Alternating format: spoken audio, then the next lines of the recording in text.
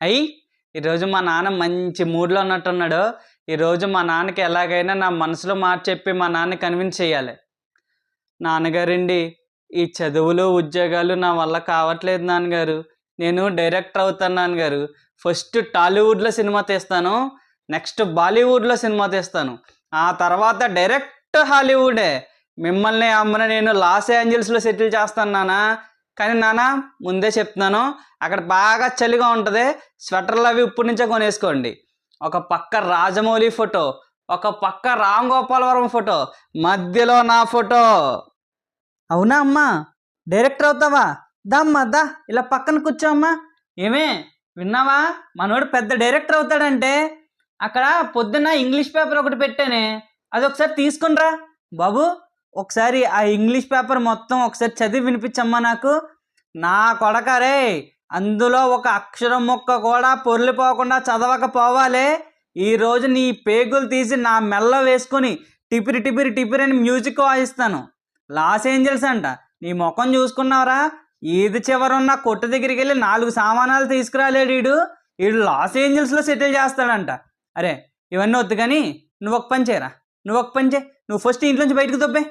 మనల్ని పాలించిన బ్రిటిష్ వాళ్ళ మీద కోపంతో నేను ఇంగ్లీష్ నేర్చుకోలేదు కానీ నాన్నగారు, లేకపోతే దొలగొట్టు వదిలేసేవాడినండి. అయినా ఏమాత్రం చిన్నదానికి ఎందుకండి ఇంట్లోంచి బయటకు వెళ్ళిపోమన్నాం. అమ్మా అన్నం రెడీ అయిందా? చేపలో పులుసు పెట్టు, రొయ్యలేమో వేపుడు చేయి, చికెన్ ఫ్రై చేయి, చారు మాత్రం పుల్ల పుల్లగా పెట్టు, ఆ ఫ్రిడ్జ్లో ఉన్న పెరుగు తీసి బయట పెట్టు, బాబు గారు వస్తున్నారు, అన్నీ రెడీ చేయి. ఏం నాన్నగారు అలా చూస్తున్నారు? నేను చెప్తుంటే మీకు కూడా నోరు ఊరిపోతుందా? వద్దయ్యా వద్దు, మీరైతే గొప్ప ధరలో గొప్ప గొప్ప అన్నీ తింటారు, మాకేటయ్యా, మేము పేదోళ్ళు. తినండి అయ్యా తినండి. అయినా ఒరే, నాకు తెలియక ఒక విషయం అడుగుతాను. పొద్దున్నే లేట్గా లేస్తావు, పొద్దున్నే దొబ్బులు తింటావు, మధ్యాహ్నం నుంచి సాయంత్రం వరకు ఫోన్ చూస్తూనే ఉంటావు, మళ్ళీ దొబ్బులు తింటావు, నైట్కి ఆ ఎదవలతో వెళ్ళి మందు తాగుతావు, మందు తాగి ఇంటికి వచ్చిన తర్వాత మళ్ళీ దొబ్బులు తింటావు. ఊరే, నువ్వు 3 పూట్ల దొబ్బులే తింటున్నావు కదరా, అయినా నీకు ఆకలి ఎలా వేస్తుందిరా? మళ్ళీ వీడికి మన పెట్టిన పేరు నచ్చదు, వీడి పేరంట 90 మామ అంట. నేను ఇంకా వీడు 90 కంటే ఎక్కువ తాగలేడేమో, అందుకని వీడి 90 మామ పేరేమో అనుకున్నాను. కాదు, సార్ అంట 90 ఒకేసారి గ్లాసులు వేసుకుని ఎత్తింది దించకుండా తాగేస్తారంట, అందుకని సార్ పేరు 90 మామ అంట. ఎంత గొప్పోడివి అయిపోయావురా నువ్వు. అరే నువ్వు ఎదవేషాలు ఎన్ని వేస్తావో వేసుకో, కానీ పెళ్ళి మాత్రం మేం చెప్పిన అమ్మాయినే చూసుకొని చేసుకోవాలి, అర్థమవుతుందా? లేకపోతే నరికేసి ఉప్పాడ బీచ్లో పాతేస్తాను. నానా నో, నేను ఒక అమ్మాయిని ప్రేమించాను, ఆ అమ్మాయికి నా మనసు ఇచ్చాను. నేను పెళ్ళంటూ చేసుకుంటే ఆ అమ్మాయినే చేసుకుంటాను, ఆ అమ్మాయిని తప్ప ఇంకెవ్వరినే చేసుకోను. ఒకవేళ మీరు చూసిన అమ్మాయినే చేసుకోమంటే జీవితాంతం వ్యభిచారిగానే ఉండిపోతాను, అదే జీవితాంతం బ్రహ్మచారిగానే ఉండిపోతాను తప్ప వేరే పెళ్ళంటూ చూసుకోను, వేరే అమ్మాయిని కన్నెత్తి కూడా చూడను. ఏమే ఇది విన్నావా? నీ కొడుకు ఎవరినో ప్రేమించాడంట. నేను చెప్పానా నీకు, ఈడు దరిద్రపు దేవత బెస్ట్ ఫ్రెండ్సే అని? సర్లేరా నీ ఇష్టం, నువ్వు ఎలాగో చదవలేవు, నువ్వు ఎలాగో ఉద్యోగాలు చేయలేవని నీ గవర్నమెంట్ ఉద్యోగం చూశాను.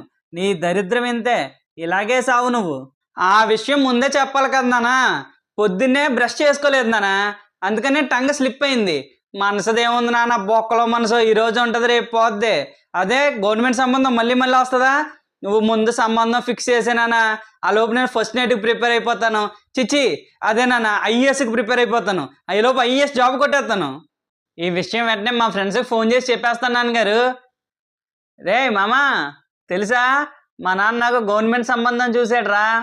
ఏంటి, అమ్మాయి ఏం చేస్తుందా? అవును నాన్నగారు, గవర్నమెంట్ సంబంధం అంటే ఏంటో అడగడం మర్చిపోయాను. ఇంతకీ అమ్మాయి ఏం చేస్తుందండి? గవర్నమెంట్ ఆఫీస్లో బాత్రూములు కడుగుద్దిరా. ఏంటి, గవర్నమెంట్ ఆఫీస్లో బాత్రూములు కడుగుతుందా? ఆ బొక్కలే, ఏదోట్లే నాన్నగారు, సెట్ చేసేయండి.